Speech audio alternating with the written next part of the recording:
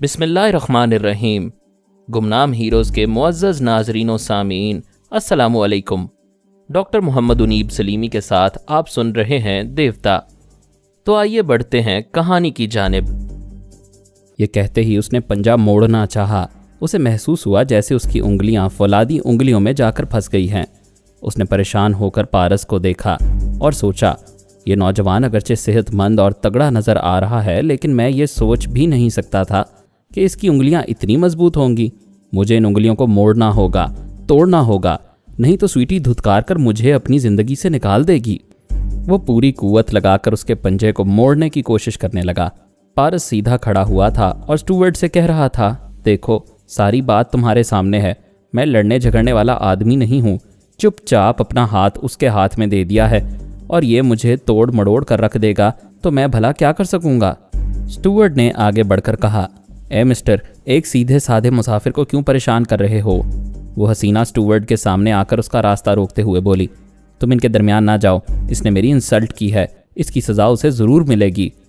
پھر وہ پلٹ کر اپنے عاشق سے بولی، ایڈی توڑ دو اس کا ہاتھ۔ اسی لمحے کرکر کی دھیمی آواز سنائی دی۔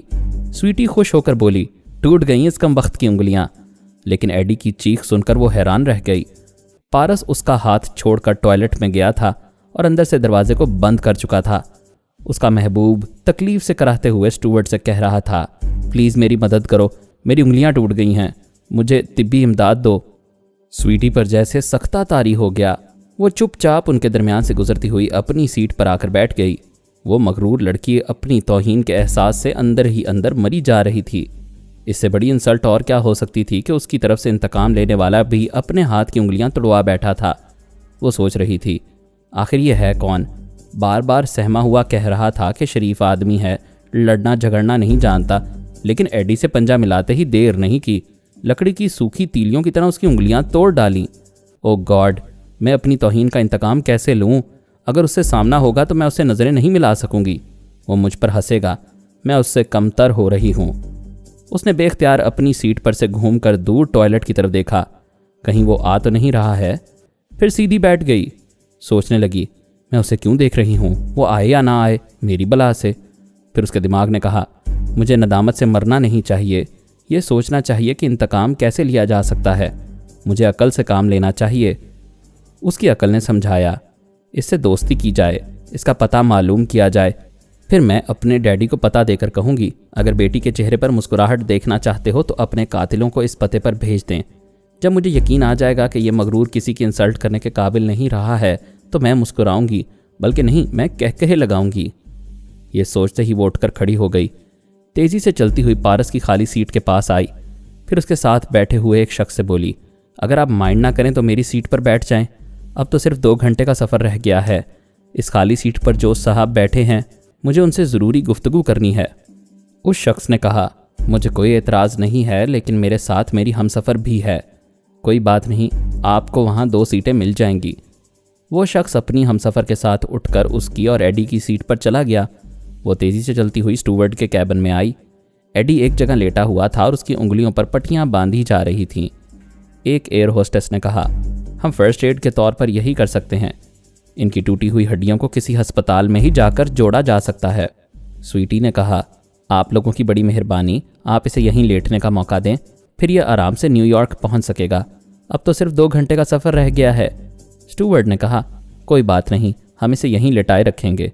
سویٹی مطمئن ہو کر نئی سیٹ پر آ کر بیٹھ گئی۔ تھوڑی دیر بعد پارس وہاں آیا، ایک نظر اس پر ڈالی، پھر چپ چاپ اپنی سیٹ پر بیٹھ گیا۔ وہ ذرا قریب جھک کر آہستگی سے بولی، میں شرمندہ ہوں۔ اسے جواب نہیں ملا۔ جس کے سامنے شرمندگی کا اظہار کر رہی تھی وہ ایک رسالہ کھول کر پڑھ رہا تھا۔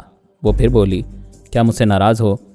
وہ رسالے پر نظریں جمائے خشک لہجے میں بولا، مطلب کی بات کرو، کیا تم ایسے ہی خشک مزاج ہو جیسا ظاہر کر رہے ہو؟ وہ خاموش رہا۔ اس نے پوچھا، کیا مجھ سے بات نہیں کرو گے؟ وہ اس بار سرد لہجے میں بولا، مطلب کی بات کرو، کیا تم مجھے مطلبی سمجھتے ہو؟ مطلب کی بات کرو۔ یہ کیا تم نے مطلب کی رٹ لگا رکھی ہے؟ میں تم سے دوستی کرنا چاہتی ہوں۔ ابھی تم اپنے ایک دوست کا انجام دیکھ چکی ہو، دوسری بات کرو۔ تم مجھے غلط سمجھ رہے ہو، وہ میرے باپ کا ملازم ہے، کیا تم اپنا نام اور پتہ دے سکتے ہو؟ میں تمہاری غلط فہمی دور کر دوں گی۔ میں ایک شرط پر اپنا پتہ بتا سکتا ہوں. مجھے تمہاری ہر شرط منظور ہے. پتہ نوٹ کرنے کے بعد پھر مجھ سے کوئی بات نہ کرنا. اس نے غصے سے ہونٹ بھینچ کر پرس کھولتے ہوئے چھوٹی سی نوٹ بک اور قلم نکالا. پھر بولی, تم اتنے مغرور کیوں ہو؟ پارس نے اس بات کا جواب بھی نہیں دیا. وہ اپنی عادت سے مجبور تھا. سامنے کوئی بھی بیٹھا ہو وہ اس سے غیر ضروری بات نہیں کرتا تھا. اس نے اپنا پاسپورٹ نکال کر سویٹی کے حوالے کیا تاکہ وہ نام اور پتہ دیکھ کر نوٹ کر لے.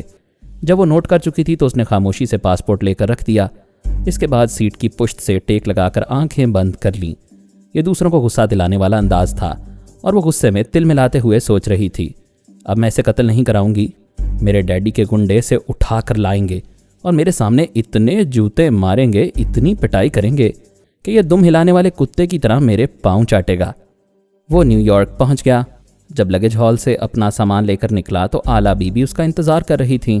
اسے دیکھتے ہی مسکرا کر دونوں باہیں پھیلا دیں. پارس آگے بڑھ کر ان سے گلے لگ گیا. آلا بی بی نے اس کی پیشانی چوم کر کہا, میں جانتی ہوں میرا بیٹا صرف ضروری باتیں پسند کرتا ہے. آؤ ہم گاڑی میں بیٹھ کر باتیں کریں گے.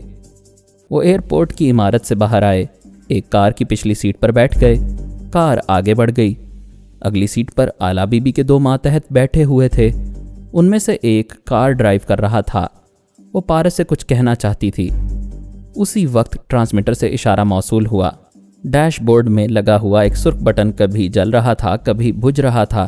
اس کے ماتحت نے ڈیش بورڈ کے ہک سے مائک نکال کر پھر ایک بٹن دبا کر پوچھا, بابا black shape have you any وول؟ بائیں بائیں کرنے والی کالی بھیڑ, کیا تمہارے پاس تھوڑا سا اون ہے؟ دوسری طرف سے جواب ملا, yes sir we are reaching in within an hour with 2 bags full. جی ہاں جناب, ہم اون سے بھرے ہوئے 2 بیگ لے کر 1 گھنٹے کے اندر پہنچ رہے ہیں. ان کی مختصر سی گفتگو ختم ہوئی. پارس نے کہا, اچھا تو وہ دونوں سلیکشن آفیسر ہمارے ہاتھ لگ گئے ہیں؟ آلا بی بی نے مسکرا کر کہا, ہاں انشاءاللہ وہ 1 گھنٹے کے اندر اندر ہمارے سامنے ہوں گے. کیا ان سے راز اگلوانے کی کوئی تدبیر تمہارے ذہن میں ہے؟ جب تک میں اس سلیکشن آفیسر کو نہیں دیکھوں گا, ان کے مزاج کو نہیں سمجھوں گا, کوئی تدبیر دماغ میں نہیں آئے گی. یہ تو میں بتا چکی ہوں, وہ سگریٹ اور شراب نہیں پیتے. دونوں بہت ہی ریزرو رہتے ہیں. اپنے برابر کے افسروں سے بھی کم بولتے ہیں. کسی اجنبی سے بات کرنا تو دور کی بات ہے, اسے دیکھنا بھی گوارا نہیں کرتے. یوں حقارت سے منہ پھیرتے ہیں جیسے تھوک کر جا رہے ہوں.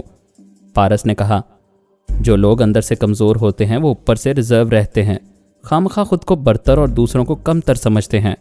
ان کے سامنے غصے اور نفرت کا اظہار کرتے ہیں تاکہ اوپر سے پتھر جیسے نظر آئیں اور کوئی اس پتھر کو توڑ کر ان کے اندر کی کمزوری نہ دیکھ سکے. میں تم سے متفق ہوں, ہم ان کے اندر کی کمزوری معلوم کر کے ان سے راز اگلوا سکتے ہیں, لیکن اندر تک پہنچنے کے لیے ٹیلی پیتھی کا علم لازمی ہے. میں نہیں مانتا. آپ لوگوں کو ایک عرصے سے ماما اور پاپا کے ساتھ رہ کر ٹیلی پیتھی کی عادت ہو گئی ہے. تمہاری بات ایک حد تک درست ہے, ہم ہر معاملے میں ٹیلی پیتھی کا سہارا لیتے ہیں, لیکن یہ بھی تو سوچو, جو کام پلک جھپکتے ہو جاتا ہے اس کے لیے کئی گھنٹے اور کئی دن ضائع کرنا کون سی دانش مندی ہے. میں اتنا سمجھتا ہوں دوسروں کا سہارا لینے سے اپنی صلاحیتوں کو زنگ لگ جاتا ہے. پاپا اور ماما کبھی ہم سے غافل ہو سکتے ہیں, کبھی گہری نیند سو سکتے ہیں.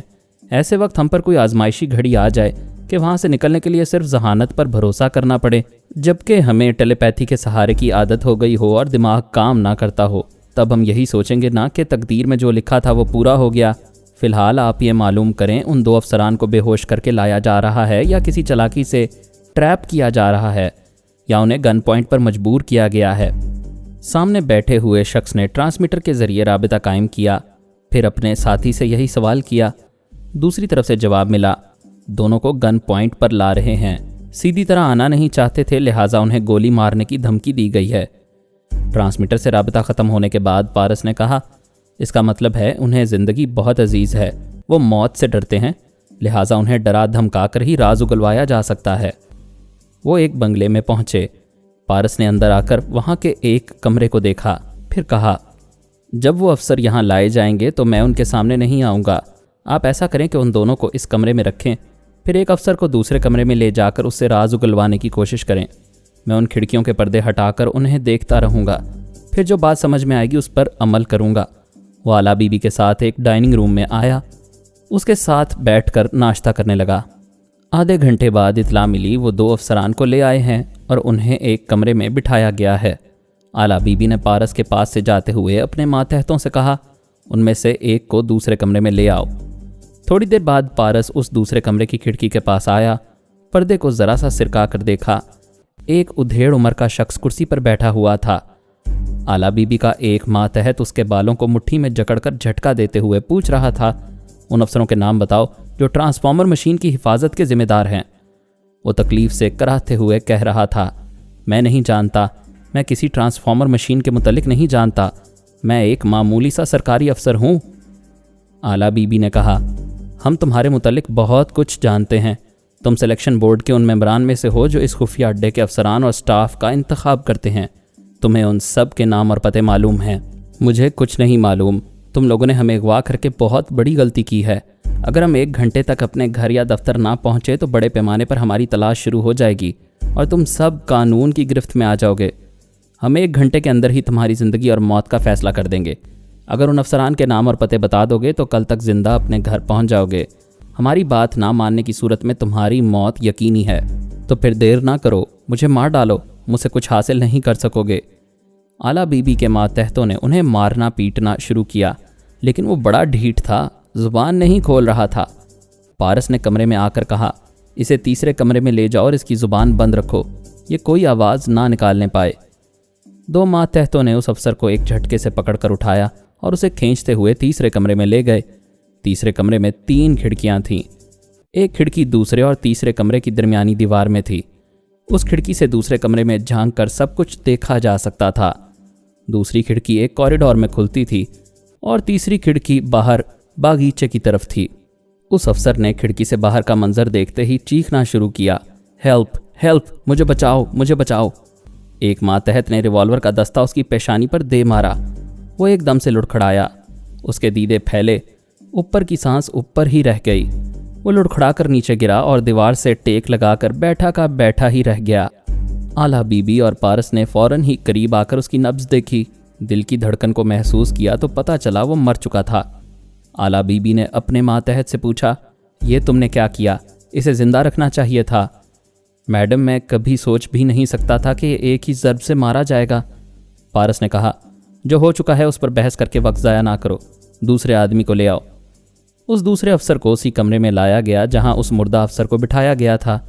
آلا بی بی نے کہا، تمہارے ساتھی نے ہمیں ان افسران کا نام اور پتہ بتا دیا ہے جو ٹرانسفارمر مشین کی حفاظت کے ذمہ دار ہیں۔ اب ہم تم سے معلوم کرنا چاہتے ہیں کہ اس نے کہاں تک درست بتایا ہے۔ اگر اس نے بتایا ہے تو یہ اس کی بزدلی ہے، میں مر جاؤں گا لیکن اس سلسلے میں زبان نہیں کھولوں گا۔ اس کی بھی پٹائی ہونے لگی۔ ایک ماتحت نے کن پٹی سے ریوالور کی نال کو لگاتے ہوئے کہا، اگر تم نے زبان نہ کھولی تو ہم گولی مار دیں گے۔ اس نے ذرا سہم کر ریوالور کو دیکھا، پھر مسکراتے ہوئے کہا، جب میرے ساتھی نے سب کچھ بتا ہی دیا ہے تو پھر مجھ سے کیوں پوچھا جا رہا ہے؟ میں جانتا ہوں اس نے کچھ نہیں بتایا ہے، مجھے احمق نہ سمجھو۔ اگر میں مر جاؤں گا تو ٹرانسفارمر مشین تک پہنچنے کے لیے تمہارے پاس اور کوئی ذریعہ نہیں رہے گا۔ پارس سن رہا تھا اور سوچ رہا تھا، دونوں ہی ڈھیٹ ہیں، ایک اپنی ڈھٹائی دکھا کر مر گیا مگر دوسرا بھی مر جائے گا تو اس ٹرانسفارمر مشین تک پہنچنا تقریباً ناممکن ہو جائے گا۔ اس نے سوچتے سوچتے اچانک ایک ماتحت سے ریوالور لے کر کہا، بس بہت ہو چکا، ہم وقت ضائع نہیں کریں گے۔ ہم نے جھوٹ بولا تھا کہ تمہارے ساتھی نے زبان کھولی ہے، نہیں، وہ بھی ڈھیٹ ہے اور میں اس کی ڈھٹائی کو ہمیشہ کے لیے ختم کرتا ہوں۔ یہ کہتے ہوئے وہ تیزی سے چلتا ہوا تیسرے کمرے میں آیا۔ وہ افسر اسی طرح دیوار سے ٹیک لگائے مردہ پڑا ہوا تھا۔ اس نے مردے کے گریبان کو پکڑ کر جھنجھوڑتے ہوئے کہا، اب میں تمہیں خاموش نہیں رہنے دوں گا، اگر تم ضد کرو گے تو میں تمہیں ہمیشہ کے لیے خاموش کر دوں گا، چلو اٹھو۔ یہ کہتے ہی اس نے ایک جھٹکے سے لاش کو اٹھایا، پھر اسے کھڑکی کی سلاخوں کے پاس لا کر کھڑا کر دیا جہاں سے دوسرے کمرے کا منظر دکھائی دیتا تھا۔ دوسرے کمرے میں اس کا ساتھی افسر کرسی پر بیٹھا ہوا تھا، اسے اپنے ساتھی کی پشت کھڑکی کی سلاخوں سے لگی ہوئی نظر آ رہی تھی۔ پارس نے اس مردے کے کھلے ہوئے منہ میں ریوالور کی نال گھسیڑ دی تھی اور کہہ رہا تھا، میں 5 تک گنتا ہوں، اگر تم نے زبان نہ کھولی تو میں تمہیں گولی مار دوں گا۔ 1، بولتے ہو یا نہیں؟ 2، ہمارے پاس وقت نہیں ہے۔ 3، ہم نے تم دونوں کو اغوا کیا ہے لہٰذا تمہیں صحیح سلامت واپس نہیں جانے دیں گے۔ 4، ہم تمہارا نام و نشان مٹا دیں گے تاکہ قانون کے محافظ ہمارا تعقب نہ کر سکیں۔ 5، بولو بولو، کیا نہیں بولو گے؟ اس کے ساتھ ہی پارس نے ٹریگر دبایا، ٹھائیں ٹھائیں 2 بار گولی چلائی، پھر اس لاش کو چھوڑ دیا۔ لاش کھڑکی کی سلاخوں سے پھسلتی ہوئی دھم سے فرش پر گر پڑی۔ پارس غصے میں تیزی سے چلتا ہوا پاؤں پٹکتا ہوا اس افسر کے پاس آیا جو دوسرے کمرے میں کرسی پر بیٹھا ہوا تھا۔ اس نے سر کے بالوں کو اتنی سختی سے جکڑا کہ بیٹھنے والے کا منہ کھل گیا۔ اس نے ریوالور کی نال اس کے منہ میں گھسیڑتے ہوئے کہا، اب تمہارے لیے 5 گنتا ہوں۔ 1۔ اس سے پہلے ہی وہ گڑبڑا کر سر ہلانے لگا، کچھ بڑبڑانے لگا۔ پارس نے اس کے منہ سے ریوالور کی نال نکالی تو کہنے لگا، بتاتا ہوں، خدا کے لیے مجھے نہ مارو، میں سب کچھ بتا دوں گا۔ پارس نے ریوالور کی نال اس کی دونوں آنکھوں کے بیچ ناک کے اوپری حصے پر لگا دی تھی اور وہ دہشت سے بولتا جا رہا تھا۔ میں، رسونتی اور آرمر، آلا بی بی اور دوسرے ماتحتوں کے دماغ میں موجود تھے۔ وہ دوسرا افسر جو کچھ بول رہا تھا آرمر اسے نوٹ کرتا جا رہا تھا۔ آلا بی بی کے ماتحت بھی نوٹ کر رہے تھے۔ رسونتی نے خوش ہو کر کہا، شاباش میرے بیٹے شاباش، تم نے وہ کام کر دکھایا ہے جو صرف ٹیلی پیتھی جاننے والے ہی کر سکتے تھے۔ تم نے ثابت کر دیا کہ تم ہمارے اس غیر معمولی علم کے محتاج نہیں ہو۔ واقعی میں اپنے بیٹے کی تعریف کیا کروں، اس کے اس کارنامے کو کبھی بھلایا نہیں جا سکے گا۔ آج ہم اس کی ذہانت سے تقریباً 15 برس بعد اس ٹرانسفارمر مشین تک پہنچنے والے تھے۔ واللہ کیا کمال دکھایا تھا، ایک مردہ شخص کو گولی مار کر زندہ شخص کی زبان کھلوا دی تھی۔ ہماری خوشیوں کا کوئی ٹھکانہ نہیں تھا۔ اگرچہ ہم ٹرانسفارمر مشین تک ابھی نہیں پہنچے تھے، لیکن وہ ہمیں یوں نظر آ رہی تھی جیسے زمین اپنا سینہ چیر کر چھپا ہوا خزانہ دکھا رہی ہو۔ وہاں تک پہنچنے کا مرحلہ اب دشوار نہیں رہا تھا۔ رسونتی تو خوشی سے پاگل ہو رہی تھی، مارے خوشی کے ایک جگہ بیٹھ ہی نہیں پا رہی تھی۔ کبھی جناب شیخ صاحب کے پاس جاتی تھی، کبھی پومی کے پاس، اور کبھی اس ادارے کے اہم افراد کے پاس پہنچ کر انہیں بتاتی تھی کہ بیٹے نے کتنی ذہانت اور مکاری سے ایک مردہ شخص کو گولی مار کر زندہ شخص کے اندر سے تمام راز اگلوا لیے ہیں۔ اس کا بس چلتا تو ٹی وی اور ریڈیو کے ذریعے اپنے بیٹے کی پبلسٹی کرواتی، اخبارات میں اس کی تصاویر شائع کروا دیتی۔ میں نے ڈانٹ کر کہا، کیا حماقت کر رہی ہو؟ کیا ہمارے ادارے میں کوئی سازشی نہیں ہو سکتا؟ کیا یہ بات یہاں کے حکام تک نہیں پہنچ سکتی کہ ہم ٹرانسفارمر مشین تک پہنچنے ہی والے ہیں اور اس کی کامیابی کا سہرا ہمارے بیٹے پارس کے سر پر ہے؟ کیا تم اپنے بیٹے کی کامیابیوں کو ناکامیوں میں بدلنا چاہتی ہو؟ وہ شرمندہ سی ہو کر بولی، میں خوشی کے مارے بھول گئی تھی، ابھی اس مشین کی تباہی کا مرحلہ باقی ہے، اب کچھ نہیں بولوں گی، بالکل خاموش رہوں گی۔ مگر فرہاد، تم مانتے ہو نا کہ میرے بیٹے نے زبردست ذہانت کا ثبوت دیا ہے؟ بھائی مانتا ہوں، تمہاری تسلی کے لیے پکے کاغذ پر لکھ کر دے دوں گا۔ مذاق نہ کرو، تم نے ایک دن کہا تھا پارس اول نے اپنی دلیری اور ذہانت سے ثابت کر دیا ہے کہ وہ دوسرا فرہاد علی تیمور ہے۔ کیا میرے بیٹے نے بھی یہ ثابت نہیں کیا؟ بے شک ثابت کیا ہے، دونوں ہی میرے بیٹے ہیں۔ وہ ایک دن ثابت کر دے گا کہ وہی میرا اور تمہارا بیٹا ہے۔ وہ دن آنے دو، ابھی اپنی خوشیوں کو قابو میں رکھو اور اپنے بیٹے کو سمجھاؤ۔ رسونتی نے خیال خوانی کی پرواز کی اور اپنے بیٹے کے پاس پہنچ گئی۔ ایسے وقت آلا بی بی اپنے ماتحتوں کے ساتھ ایریزونا کے شہر سویا میکسی جانے والی تھی۔ تمام تیاریاں مکمل ہو چکی تھیں۔ وہ شام کو ایک چارٹرڈ طیارے سے روانہ ہونے والے تھے۔ رسونتی نے کہا، بیٹے تم نے اپنے حصے کی کامیابی حاصل کر لی ہے، اب میرے پاس آ جاؤ۔ ماما یہ کوئی بات نہ ہوئی، میں زندگی میں پہلی بار اتنا لمبا سفر کر کے نیو یارک پہنچا ہوں اور اب واپس آ جاؤں؟ آخر آپ مجھے کب یہ دنیا دیکھنے کی اجازت دیں گی؟ بے شک تم وہاں کچھ عرصہ رہنا چاہتے ہو تو رہو، ساری دنیا گھوم کر دیکھو، لیکن ٹرانسفارمر مشین کا خیال چھوڑ دو۔ کیوں چھوڑ دوں؟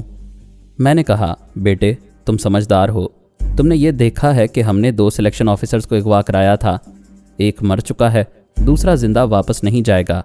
ان دونوں کی غیر موجودگی حکام کو چونکا دے گی، لہٰذا ہم چند گھنٹوں میں اس مشین کو تباہ کرنے کے سلسلے میں جو کچھ کر سکتے ہیں کر گزریں گے۔ رسونتی نے پوچھا، آلا بی بی ایریزونا کیوں جا رہی ہے؟ وہاں کے ایک شہر سویا میکسی میں وہ دونوں افسران اپنی فیملی کے ساتھ رہتے ہیں اور ہفتے میں 2 دن چھٹیاں گزارنے کے لیے آتے ہیں، پھر وہاں سے گرینڈ کینین جاتے ہیں۔ میں نے اسے بتایا گرینڈ کینین ایک ایسا پہاڑی علاقہ ہے جہاں میلوں دور تک صرف پتھریلی پہاڑیاں ہیں اور بڑی بڑی چٹانیں نظر آتی ہیں۔ ایسی ہی ایک پہاڑی کے اطراف میلوں دور تک مسلح فوجیوں کا پہرا ہے۔ اس پہاڑی کے اندر ایک کشادہ غار ہے، غار کی زمین کھود کر تہہ خانہ بنایا گیا ہے۔ اس تہہ خانے میں وہ ٹرانسفارمر مشین رکھی ہوئی ہے۔ مشین تک صرف وہی 2 انچارج افسران جا سکتے ہیں، کیونکہ وہی 2 میکینک ہیں جو مشین کی کارکردگی کے متعلق اعلیٰ حکام کو رپورٹ دیتے رہتے ہیں۔ رسونتی نے تمام رپورٹ سننے کے بعد کہا، بیٹے ہم سب مانتے ہیں اگر یہ کیس تمہارے حوالے کیا گیا اور تمہیں تھوڑا سا وقت دیا گیا تو یقیناً تم اس مشین کو تباہ کر دو گے، لیکن ہمارے پاس وقت نہیں ہے اور وہ بات تم اچھی طرح سمجھ سکتے ہو۔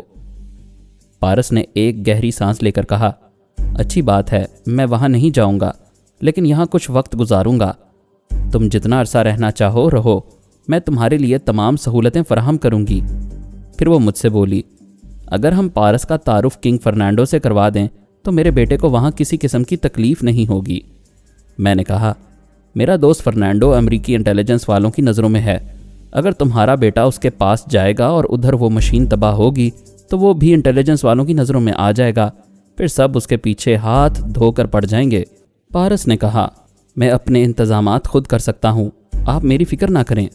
اعلیٰ بی بی اپنے ماتحتوں کے ساتھ 3 گھنٹے تک سفر کرنے کے بعد سویا میکسی شہر پہنچ گئی تھی۔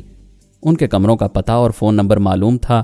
ہم نے وہی پرانا طریقہ اختیار کیا، فون کے ذریعے پہلے ان کے گھر والوں کی آوازیں سنی، پھر ان کے دماغوں میں پہنچ گئے۔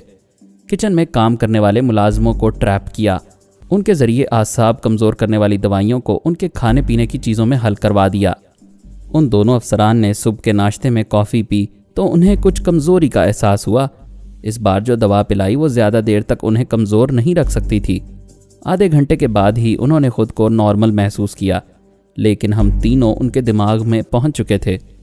تقریباً 2 گھنٹے بعد وہ سرکاری طیارے میں سفر کرتے ہوئے گرینڈ کینین کی اس پہاڑی کے پرائیویٹ رن وے پر اتر گئے تھے۔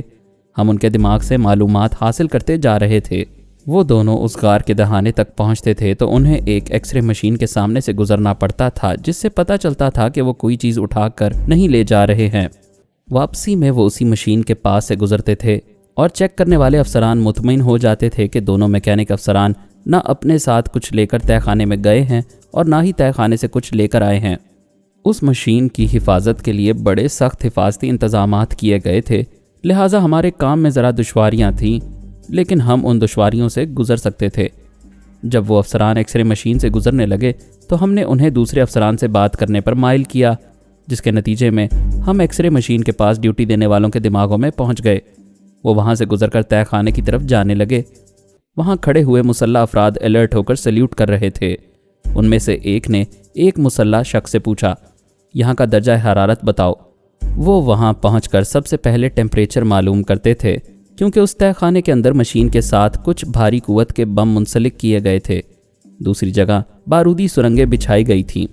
یہ احتیاطی تدابیر اس لیے کی گئی تھیں کہ کوئی شخص کسی طرح مشین تک پہنچ جائے تو ان دھماکوں سے مشین کو تباہ کر دیا جائے تاکہ وہ کسی کے ہاتھ نہ آئے۔ اگر وہ مشین تباہ ہو جاتی تو انہیں زیادہ افسوس نہ ہوتا، کیونکہ مشین کا نقشہ انہوں نے کسی دوسری جگہ چھپا کر رکھا تھا۔ ہاں، اگر ناکامی ہوتی تو اس بات کا اطمینان ضرور ہوتا کہ وہ مشین دشمنوں کے ہاتھ نہیں آ سکے گی۔ وہ افسران طے خانے میں گئے، انہوں نے مشین کو چیک کرنا شروع کیا۔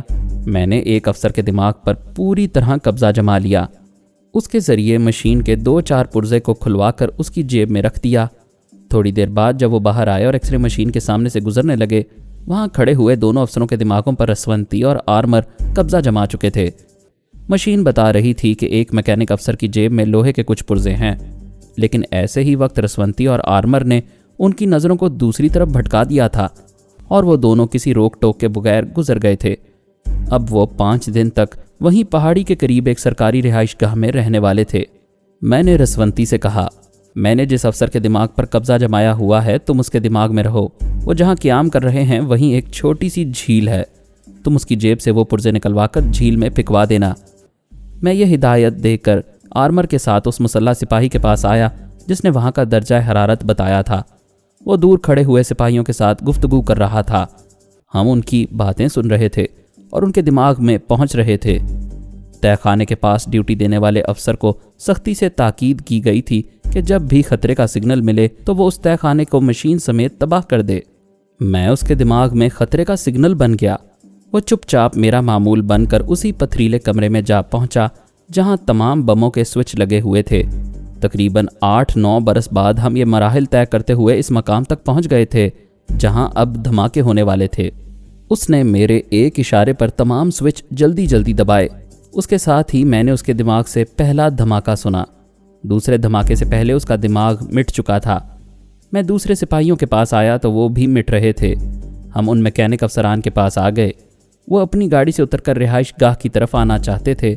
اب گھبرا کر اس پہاڑی کی طرف دیکھ رہے تھے جہاں پتھر اور بڑی بڑی چٹانیں سوکھے پتوں کی طرح اڑ رہی تھیں۔ رسونتی میکینک افسر کو دوڑاتی ہوئی جھیل کے کنارے لے گئی، پھر اس کی جیب سے وہ پرزے نکلوا کر جھیل میں پھینکوا دیے۔ ایسا میں نے احتیاطاً کیا تھا۔ میرا خیال تھا آخر وہ فولادی مشین ہے، شاید پوری طرح تباہ نہ ہو سکے، اس لیے میں نے وہ پرزے جھیل میں پھینکوا دیے تھے۔ ادھر میں رسونتی اور آرمر جناب شیخ صاحب کو اور ادارے کے دوسرے اہم افراد کو یہ خوشخبری سنا رہے تھے۔ دوسری طرف سپر ماسٹر اور اس کے اعلیٰ حکام کے ہوش اڑ گئے ہوں گے۔ سب افراتفری میں ہوں گے اور یہ معلوم کرنے کی کوشش میں ہوں گے کہ آخر یہ کیسے ہو گیا۔ پھر وہ اسی نتیجے پر پہنچیں گے کہ یہ سب ٹیلی پیتھی کے ذریعے ہوا ہے، لیکن وہ الزام نہیں دے سکیں گے۔ ہم نے وہاں اپنی موجودگی کا کوئی ثبوت نہیں چھوڑا تھا۔ وہ دو میکینک افسران اب تک اس خوش فہمی میں مبتلا تھے کہ دماغی طور پر نارمل ہیں اور سوچ کی لہروں کو محسوس کر سکتے ہیں۔ بہرحال ہم ان کا یہ الزام قبول کرنے والے نہیں تھے۔ میں نے پارس دوم کے پاس آ کر اسے یہ خوشخبری سنائی، پھر کہا ہم نے اسے تباہ کر دیا ہے، لیکن 1-2 سال میں دوسری مشین تیار ہو سکتی ہے۔ وہ نقشہ کسی دوسری جگہ چھپا کر رکھا گیا ہے۔ تم یہاں کچھ عرصہ رہنا چاہتے تھے، لہٰذا تمہارے لیے ایک کام نکل آیا ہے۔ تم اعلیٰ بی بی اور اس کے ماتحتوں سے اپنی مرضی کے مطابق کام لو اور اس نقشے تک پہنچنے کی کوشش کرو۔ آنٹی اور ان کے آدمیوں سے رابطہ قائم کرنے کے لیے ٹرانسمیٹر وغیرہ کی ضرورت ہوتی ہے، اور یہ چیزیں اپنے پاس رکھ کر میں یہاں کے انٹیلیجنس والوں کو شبہ کرنے کا موقع نہیں دینا چاہتا۔ کوئی بات نہیں، اعلیٰ بی بی کے آدمی تمہارے ساتھ سائے کی طرح لگے رہیں گے، تمہارے قریب کبھی نہیں آئیں گے، لیکن کبھی ضروری اطلاع ہوئی تو رازداری سے رابطہ ہو جائے گا اور تمہاری بات اعلیٰ بی بی تک پہنچ جایا کرے گی۔ آپ ان آدمیوں کے فون نمبر نوٹ کروا دیں، میں ان سے رابطہ قائم کر لیا کروں گا۔ میں نے وہ نمبر نوٹ کروا دیے۔ اسی وقت ٹیلی فون کی گھنٹی بجنے لگی۔ پارس نے ریسیور اٹھا کر کہا ہیلو۔ دوسری طرف سے ایک سریلی سی آواز سنائی دی، ہیلو، کیا تم رومیو پارکر بول رہے ہو؟ پارس نے کہا ہاں میں ہی ہوں، اور تم سے نہیں پوچھوں گا کہ تم کون ہو۔ وہ ہنستے ہوئے بولی اس کا مطلب ہے تم نے مجھے پہچان لیا ہے۔ تعجب ہے، طیارے میں تم نے برائے نام کی بات کی، ہمیشہ گونگے بنے رہے اور آج ٹیلی فون پر آواز سے پہچان لیا۔ ویسے یہ اچھی بات ہے، موت کو ہمیشہ یاد رکھنا چاہیے۔ ذرا دروازہ کھولو، تمہاری موت کھڑی ہوئی ہے۔ پارس نے ریسیور رکھ کر کہا پاپا آپ چلے جائیں، میں جا رہا ہوں مگر تجسس میں مبتلا ہوں۔ آخر یہ کون ہے؟ تم سے کیا چاہتی ہے؟ ایسی دشمنی کیوں پیدا ہو گئی ہے؟ آپ لڑکی کے پاس جا کر معلوم کر لیں، لیکن مجھے اپنے معاملے سے نمٹنے دیں۔ میں ٹرانسفارمر مشین کا نقشہ حاصل کرنے کے معاملے میں مداخلت نہیں کروں گا، لیکن یہ بہت اہم معاملہ ہے۔ جب غیر ضروری لوگ تمہارے راستے میں آئیں گے اور تمہارا وقت برباد کرنا چاہیں گے تو پھر میں دخل کروں گا۔ آپ درست کہتے ہیں، لیکن مجھے تھوڑا سا وقت دیجیے۔ اگر میں فوراً ہی اس معاملے سے نمٹ لوں تو اچھی بات ہے، ورنہ آپ مداخلت کیجیے گا۔ میں اس لڑکی کے دماغ میں پہنچا۔ اس کا نام سویٹی تھا۔ طیارے میں پارس کے ساتھ جو کچھ ہو چکا تھا وہ میں نے اس کے دماغ سے معلوم کر لیا۔ وہ اپنی توہین کا بدلہ لینا چاہتی تھی۔ وہ سمجھ گئی تھی کہ معمولی فائٹروں سے کام نہیں چلے گا۔ پارس نے اس کی آنکھوں کے سامنے اس کے بوائے فرینڈ کے ایک ہاتھ کی انگلیاں توڑ دی تھیں۔ اس بار اس نے $5000 میں ایک ایسے شازور کو کرائے پر حاصل کیا تھا جو لوہے کی سلاخیں موڑ دیتا تھا، اپنے مقابل کی گردن توڑ دیتا تھا۔ آج وہ $5000 میں میرے بیٹے کی گردن توڑنے آیا تھا۔ پارس نے جس بنگلے میں قیام کیا تھا وہ فرانس کے ایک بزنس مین کا تھا۔ پاسپورٹ کے مطابق پارس کا نام رومیو پارکر تھا اور وہ وہاں قیام کر رہا تھا۔ بنگلے کے احاطے کے باہر ایک رولز رائس کار میں سویٹی اپنی ایک سہیلی کے ساتھ بیٹھی ہوئی تھی۔ کار کی پچھلی سیٹ سے وہ شازور اتر کر جا رہا تھا۔ سویٹی کہہ رہی تھی دروازے کے پاس جا کر کھڑے ہو جاؤ، وہ خود اسے کھولے گا۔ جب نہ کھولے تو سمجھ لینا پچھلے دروازے سے دم دبا کر بھاگ گیا ہے۔ اس کا بزدلوں کی طرح بھاگنا ہی میرے لیے تسکین کا باعث ہوگا۔ وہ شازور ہاتھی کی طرح جھومتا ہوا دروازے کے سامنے جا کر کھڑا ہو گیا تھا۔ سویٹی کی سہیلی نے پوچھا جب وہ پچھلے راستے سے فرار ہو جائے گا تو تمہیں کس بات کی تسکین ہوگی؟ اگر دشمن میدان چھوڑ کر بھاگ جائے تو کیا جیتنے کی خوشی نہیں ہوتی؟ اس کے بعد وہ کہاں جائے گا؟ میں نے اس کے پاسپورٹ کا نمبر وغیرہ نوٹ کیا ہوا ہے۔ اس کی سہیلی نے کہا دروازہ ابھی تک نہیں کھلا ہے، شاید وہ پچھلے دروازے سے بھاگ گیا ہے۔ وہ بہت مکار ہے، پہلے بزدلی ظاہر کرتا ہے. میرے بوائے فرینڈ کے ساتھ بھی سہما ہوا تھا، جیسے لڑنے کا ہنر جانتا ہی نہ ہو. آج اس کی مکاری نہیں چلے گی. وہ کار کا دروازہ کھول کر باہر نکلی. شاہزور نے اسے دیکھتے ہوئے دروازے پر ہی سے کہا، مس صاحبہ، معلوم ہوتا ہے اس بنگلے میں کوئی نہیں رہتا. سویٹی نے پھر کار میں بیٹھ کر ڈیش بورڈ پر رکھے ہوئے ریسیور کو اٹھا کر پارس سے رابطہ قائم کرتے ہوئے کہا، کیا بات ہے، بزدل کی طرح سہم کر بیٹھ گئے ہو؟ کیا دروازہ نہیں کھول سکتے؟ مزید اقساط سننے کے لیے ہمارے چینل کا سبسکرائبر بنیں اور ساتھ ہی بیل آئیکن کو کلک کریں تاکہ آپ کو ہر آنے والی نئی ویڈیو کی نوٹیفیکیشن ملتی رہے. ہماری ویڈیوز کو لائک اور شیئر کریں اور ہمیں اپنی دعاؤں میں یاد رکھیے گا. ISI اور پاک آرمی زندہ باد، پاکستان پائندہ باد. ہم پھر ملیں گے انشاءاللہ ایک نئی قسط کے ساتھ. تب تک کے لیے اللہ حافظ.